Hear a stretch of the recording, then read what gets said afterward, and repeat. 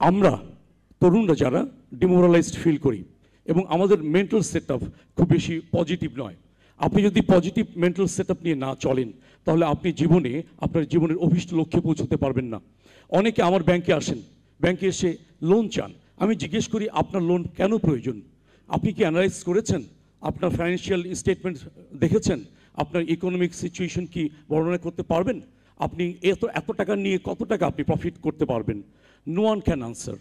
তাহলে এই যে ইয়াং যে প্রজন্ম এবং এই ইয়াং প্রজন্মকে নিয়ে আমরা বাংলাদেশ কি করে আসলে ভাবতে পারি, বাংলাদেশকে কিভাবে আমরা সামনের দিকে নিয়ে যেতে পারি, আমি নিজেও একটু কনফিউজড হয়ে থাকি।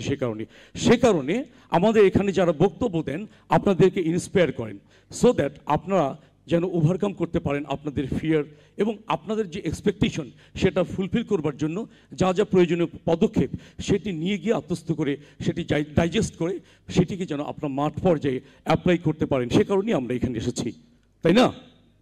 Think outside the box, season 7।